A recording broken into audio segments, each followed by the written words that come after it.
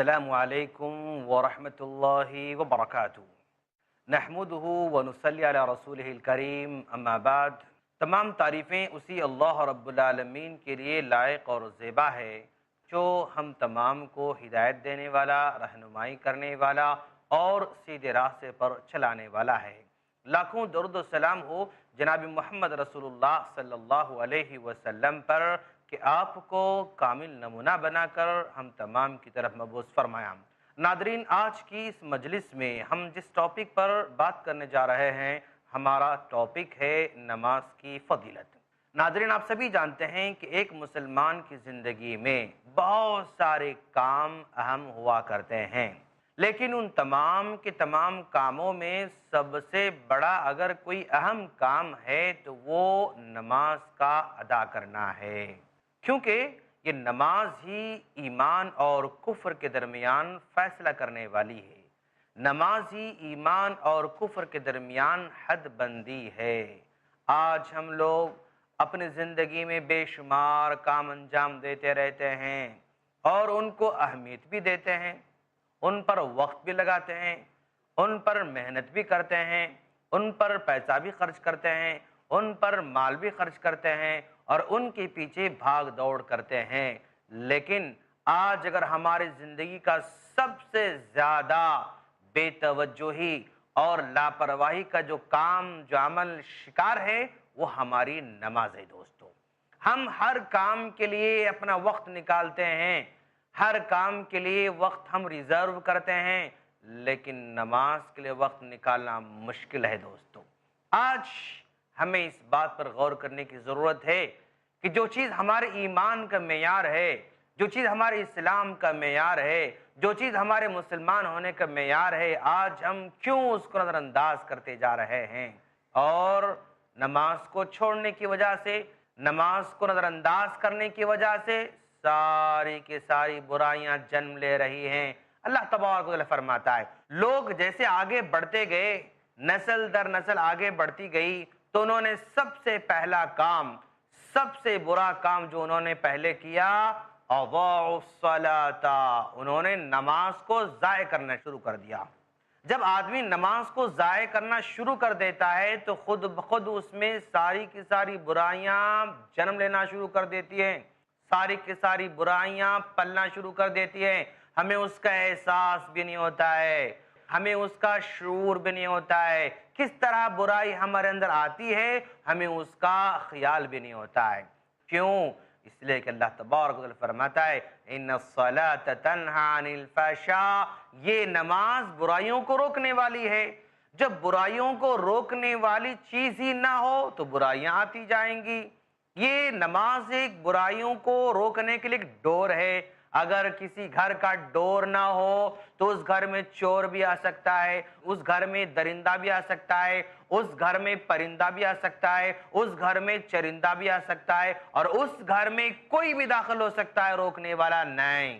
تو گویا ایک گھر کا دروازہ نہ ہو تو ساری کی ساری برائیاں آنے کا اندیشہ ہے دوستو، اور سارے کے سارے نقصان کا خطرہ ہے۔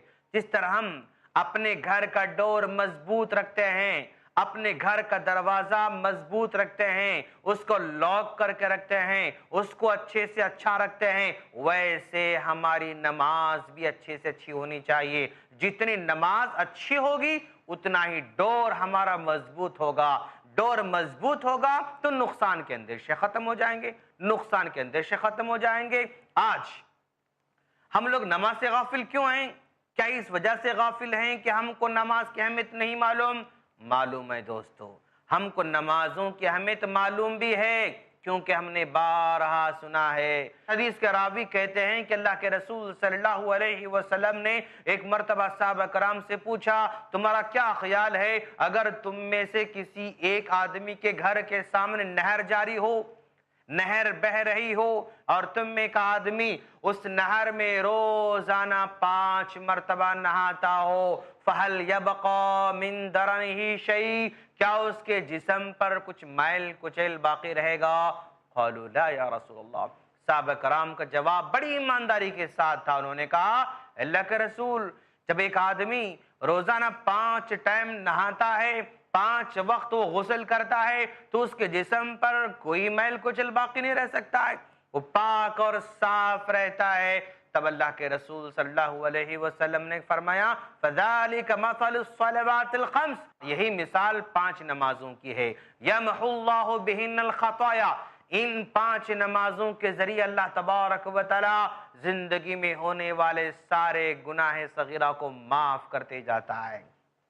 ہم نے فجر کی نماز ادا کی، ظہر تک جو گناہ ہمارے ہوتے ہیں تو ظہر کی نماز معاف کرا دیتی ہے، ظہر سے لے کر عصر تک جو صغیرہ گناہ ہوتے ہیں وہ عصر کی نماز معاف کرا دیتی ہے، عصر سے لے کر مغرب تک جو ہمارے گناہ صغیرہ ہوتے ہیں وہ نماز معاف کرا دیتی ہے، اور مغرب سے لے کر عشاء کے درمیان جو گناہ صغیرہ ہوتے ہیں وہ عشاء کی نماز معاف کرا دیتی ہے، عشاء کی نماز کے بعد سے لے کر فجر کی نماز تک جو ہمارے چھوٹے گناہ ہوتے ہیں نا وہ سارے کے سارے معاف ہو جاتے ہیں۔ تو گویا آج ہمیں اس بات پر سنجیدگی سے غور کرنے کی ضرورت ہے کہ ہمارے گناہ دھونے کا ذریعہ ہے، لیکن آج ہمارا خیال نمازوں کے تھرو دھونے کا خیال نہیں پیدا ہوتا ہے، ادھر توجہ نہیں جاتی ہے۔ کاروبار ہمارا پیارا، تجارت ہماری پیاری، بیٹھک ہماری پیاری، دوست ہمارے پیارے، کام ہمارے پیارے، جاب ہمارا پیارا، تجارت ہماری پیاری، سب ہمارے پاس پیارے ہو سکتے ہیں، لیکن آج ہمارے پاس نماز پیاری نہیں ہے۔ دوستو نماز میں دل ہی نہیں لگتا ہے، کیا وجہ ہے؟ کیوں نماز کو ہم لمبی لمبی نہیں پڑھ سکتے ہیں؟ کیوں فرض کے علاوہ سنت بھی نہیں پڑھ سکتے ہیں؟ کیوں فرض کے علاوہ سنت کے علاوہ نفل نہیں پڑھ سکتے ہیں؟ کیوں؟ کیا وجہ ہے؟ کیا ہم نے کبھی سوچا ہے؟ کیوں نہیں سوچتے ہیں دوست؟ سوچنے کی ضرورت ہے کہ نماز بڑی مشکل سے حاضر ہوتے ہیں، سلام پھیرتے ہی بھاگ جاتے ہیں، نہ سنت کا اہتمام، نہ نفل کا اہتمام، نہ اذکار کا اہتمام، نہ بیٹھنے کا اہتمام، کچھ نہیں، بھاگ جاتے ہیں۔ کیا ہمیں اس کے بارے میں نہیں معلوم؟ معلوم ہے، معلوم ہے اجر کیا ملنے والا ہے۔ اللہ کے رسول صلی اللہ علیہ وسلم نے کتنا بڑا اجر بتا، ذرا دیکھو آپ، اللہ کے رسول صلی اللہ علیہ وسلم فرماتے ہیں لَن يَلِجَ النَّارَ لَن يَلِجَ النَّارَ أَحَدٌ صَلَّ قَبْلَ طُلُوعِ الشَّمْسِ وَقَبْلَ غُرُوبِهَا، رواہ مسلم، یہ مسلم کی روایت ہے۔ اللہ کے رسول صلی اللہ علیہ وسلم فرماتے ہیں کہ جو آدمی 2 ٹائم کی اگر نماز پڑھ لیتا ہے، سورج غروب ہونے سے پہلے کی نماز اور سورج طلوع ہونے سے پہلے کی نماز اگر کوئی ادا کر لیتا ہے تو وہ کبھی جہنم میں نہیں جا سکتا ہے۔ عصر کی نماز پڑھنے والا، عصر کی نماز کا ٹائم بڑا ہی مصروف ٹائم ہوتا ہے، کاروبار میں مصروف، جاب میں مصروف، نوکری میں مصروف، اپنے کام میں مصروف، ایسے مصروفیت کے وقت میں اگر کوئی نماز کے لیے ٹائم نکالتا ہے اور نماز پڑھتا ہے، ادا کرتا ہے تو گویا وہ جہنم سے نجات پا سکتا ہے۔ اور فجر کا ٹائم تو بڑی پیاری پیاری میٹھی میٹھی نیند والا ہوتا ہے نا، سردی کے موسم میں لحاف اوڑھ کر ہم سوچتے ہیں کہ چلو بعد میں پڑھ لیں گے، آج سردی ہے چلو بعد میں پڑھ لیں گے، نیند بڑی پیاری، لحاف بڑا پیارا، بیڈ ہمارا پیارا، بیوی بچے ہمارے پیارے، کمرہ ہمارا پیارا، گرم گرم ماحول پیارا، سب پیارا ہے، لیکن نماز ہمارے پاس پیاری نہیں ہے۔ من صلی البردین دخل الجنہ، اللہ کے رسول نے فرمایا اگر کوئی 2 ٹھنڈے وقت کی نماز ادا کر لیتا ہے تو وہ بھی جنت میں جائے گا، لیکن ادھر ہمارا خیال جاتا ہی نہیں ہے۔ اور ذرا دیکھو آپ، اللہ کے رسول صلی اللہ علیہ وسلم نے کیسے صحابہ کرام کو نماز کی فضیلت بیان کر رکھی ہے۔ من صلی العشاء بالجماعت فکأنما قام نصف اللیل ومن صلی الصبح بالجماعت فکأنما قام طول اللیل، رواہ مسلم، یہ مسلم کی روایت ہے۔ راوی عثمان بن عفان رضی اللہ تعالیٰ عنہ کہتے ہیں کہ اللہ کے رسول صلی اللہ علیہ وسلم نے فرمایا اگر کوئی آدمی عشاء کی نماز کو جماعت کے ساتھ پڑھ لیتا ہے فَكَأَنَّمَا قَامَ نِصْفَ اللَّيْلِ، گویا کہ اس نے آدھی رات تک کھڑے ہو کر عبادت کی۔ یعنی اللہ تبارک و تعالی اس بندے کو جو عشاء کی نماز کو جماعت کے ساتھ ادا کرتا ہے، آدھی رات تک کھڑے ہو کر عبادت کرنے سے جو ثواب مل سکتا ہے وہ ثواب عشاء کی نماز کو جماعت کے ساتھ پڑھنے کی صورت میں دینے کا وعدہ کرتا ہے۔ اور جو آدمی فجر کی نماز کو جماعت کے ساتھ اگر پڑھ لیتا ہے تو اس بندے کو پوری کی پوری رات کھڑے ہو کر عبادت کرنے کا اجر دیا جاتا ہے۔ اتنا بڑا اجر کہ عشاء کی نماز کو جماعت کے ساتھ ادا کر لو، فجر کی نماز کو جماعت سے ادا کر لو تو ساری رات کھڑے ہو کر عبادت کرنے کا ثواب کس کے خیال میں آ رہا ہے دوست؟ کون یہ سمجھ کر پڑھ رہا ہے کہ چلو عشاء کی جماعت پڑھ لیں گے، آدھی رات کا ثواب کو ملنے والا ہے، چلو فجر کی جو اذان ہو گئی اور ہم فجر کی نماز جماعت کے ساتھ پڑھ لیں گے، ساری رات کا ثواب ملنے والا ہے؟ کسی کے خیال میں آتا ہے؟ نہیں دوست، لانے کی ضرورت ہے، یہ خیال لانے کی ضرورت ہے، خیال کو لا کر پڑھنے کی ضرورت ہے۔ نیند پیاری ہوگی، قربان جائیں نیند کو، چھوڑ دیں نیند کو، قربان کر دو نیند کو، پھینک دو لحاف کو، چھوڑ دو بیڈ کو، چھوڑ دو گھر والوں کو، نکل جاؤ مسجد کو۔ اور کچھ لوگ فجر کا اہتمام کرتے بھی ہیں نا تو وہ صرف بس اپنے لیے کرتے ہیں۔ اذان سنی، بیدار ہو گئے، اٹھ گئے اور نکل کر مسجد کو چلے گئے۔ مسجد کو جاتے ہوئے نہ ہم اپنی بیوی کو جگاتے ہیں، مسجد کو جاتے ہوئے نہ اپنے بچوں کو جگاتے ہیں، مسجد کو جاتے ہوئے نہ اپنے بیٹوں کو جگاتے ہیں، مسجد کو جاتے ہوئے نہ اپنے بہو کو جگاتے ہیں، کسی کو نہیں، بس اکیلے جاتے ہیں، نماز پڑھ کے واپس لوٹ کر آتے ہیں تو بیوی سوتی رہتی ہے، بچے سوتے رہتے ہیں، بیٹے سوتے رہتے ہیں، پوترے پوتریاں سوتے رہتے ہیں، بہو سوتے رہتی ہے، لیکن ان کو اٹھانے کا خیال پیدا نہیں ہوتا، ان کو جگانے خیال پیدا نہیں ہوتا۔ کیا ہم کو نہیں معلوم یا ایھا الذین آمنوا قوا انفسکم واہلیکم نارا، اے ایمان والو اپنے آپ کو بھی جہنم سے بچانا ہوگا اور اپنے گھر والوں کو بھی جہنم سے بچانا ہوگا۔ یہ خیال کیوں پیدا نہیں ہوتا؟ یہ اجر کیوں ہم حاصل نہیں کرنا چاہتے؟ کیا ہمیں چاہتے ہیں کہ اپنی بیوی جہنم میں چلی جائے؟ کیا ہمیں چاہتے ہیں کہ اپنا بیٹا جہنم میں چلا جائے؟ کیا ہم چاہتے ہیں کہ اپنی بیٹی جہنم میں چلی جائے؟ کیا ہمیں چاہتے ہیں؟ کیوں نہیں اٹھاتے ہیں؟ کیوں نہیں بیدار کرتے ہیں؟ ہم کرنا ہوگا، بیدار کرنا ہوگا، اٹھانا ہوگا، خود بھی اٹھنا ہوگا اور ان کو بھی اٹھانا ہوگا۔ اللہ اکبر۔ جناب محمد رسول اللہ صلی اللہ علیہ وسلم نے کسی امیر آدمی کو عقل مند نہیں کہا، بہت زیادہ پڑھے لکھے آدمی کو عقل مند نہیں کہا، دنیا کے اندر ہر جگہ گھومتا اس کو عقل مند نہیں کہا۔ مسلمانوں سنو، غور سے سنو، جھونپڑی میں کیوں نہ رہتا ہو وہ اپنے آخرت کو یاد کرتا ہو، آنے والی زندگی کو یاد کرتا ہو۔ اللہ کے نبی اکرم صلی اللہ علیہ وسلم نے فرمایا اکثرهم للموت ذکرا، وہی عقل مند ہے جو موت کو زیادہ سے زیادہ یاد کرتا ہو۔ فکر آخرت، جانیے ہم سب کی حقیقی منزل جہاں ہم سب کو لوٹ کر جانا ہے، ہر جمعہ 9:30 بجے صرف i+TV پر، بہتر زندگی کے لیے۔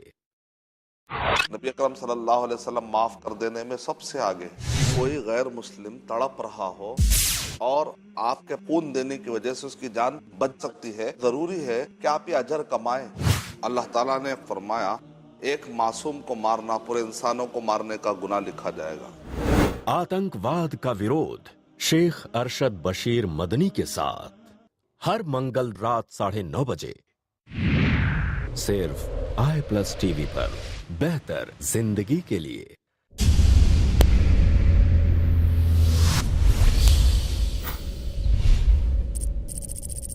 اپنے کیبل یا DTH آپریٹر سے i+TV آج ہی ڈیمانڈ کریں۔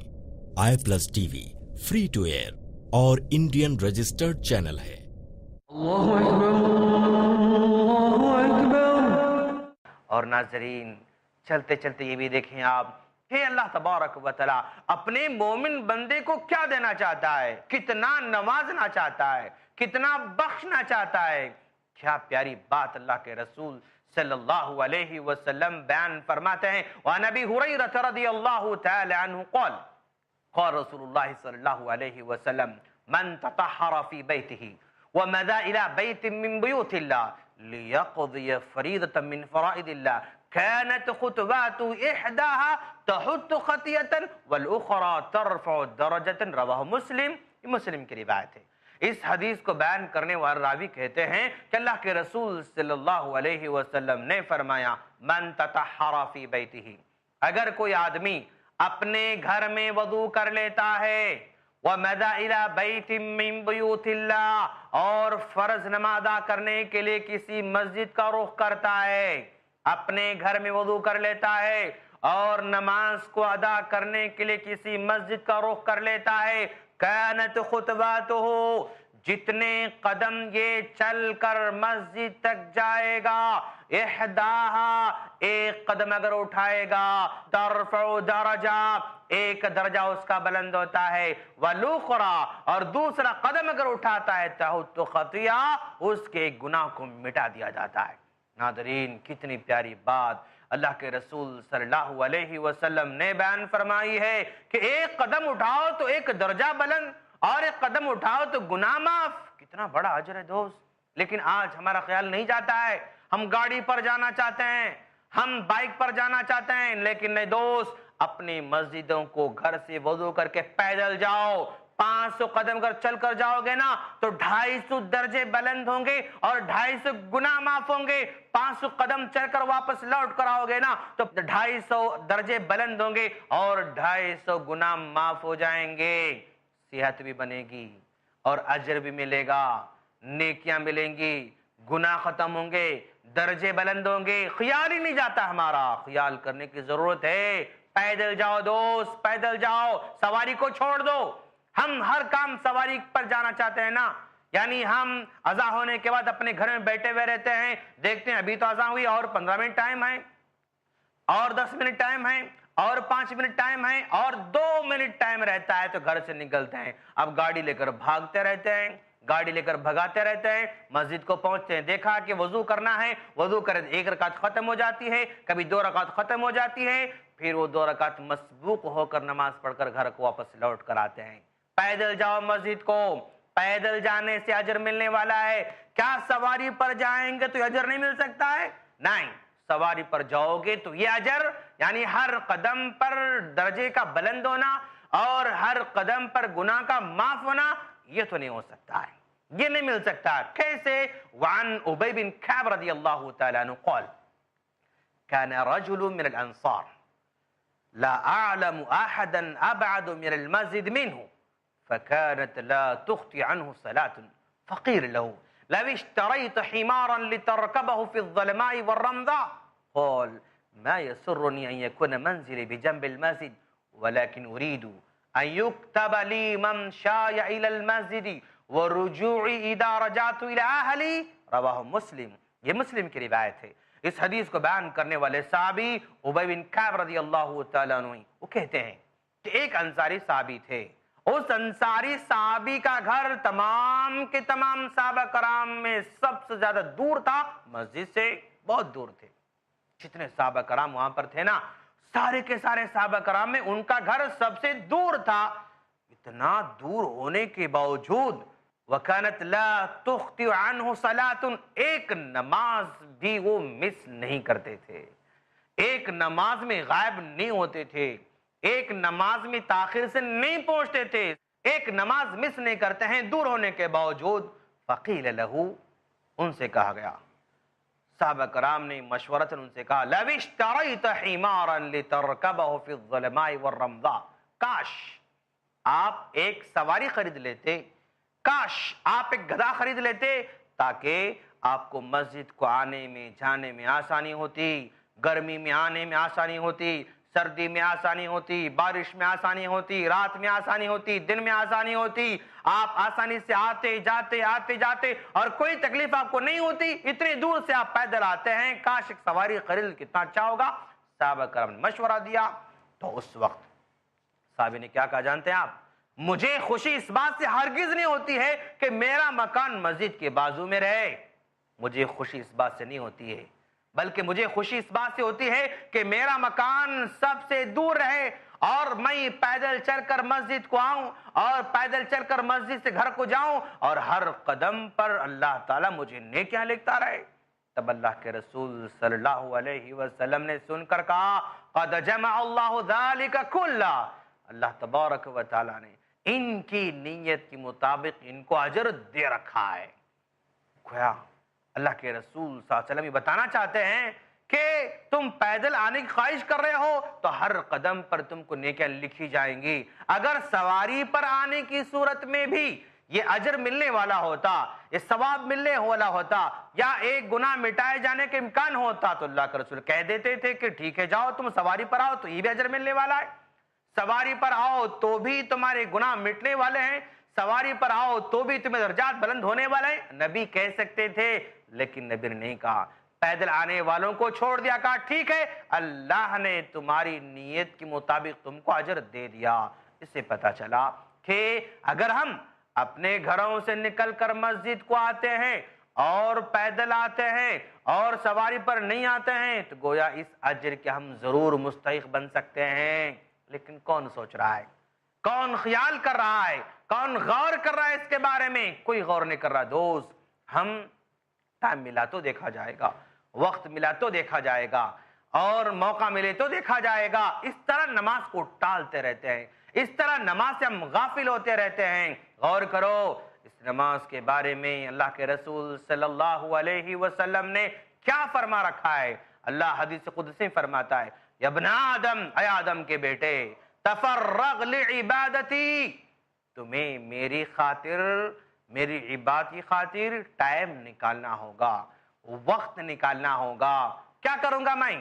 تفرغ لعبادتی، اگر تم میری خاطر ٹائم نکالو گے، اگر تم میری خاطر وقت نکالو گے تو کیا کروں گا میں؟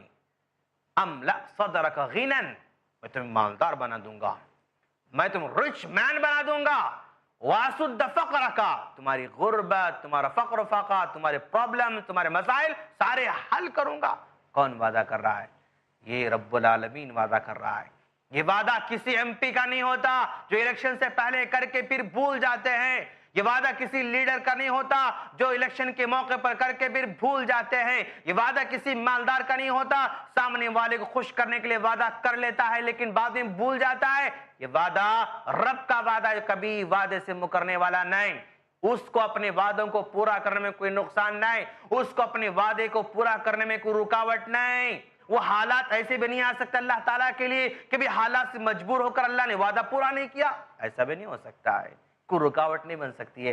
انسان وعدہ کرتا ہے نا تو مختلف حالات کا شکار ہو جاتا ہے، وعدے کو پورا نہیں کر سکتا ہے، لیکن اللہ کسی مصیبت کا شکار ہونے والا نہیں، کسی حالات کا شکار ہونے والا نہیں۔ وعدہ کرتا ہے تم میری خاطر ٹائم نکالو، وقت نکالو، میں تمہیں مالدار بنا دوں گا اور تمہاری غربت کو مٹا دوں گا۔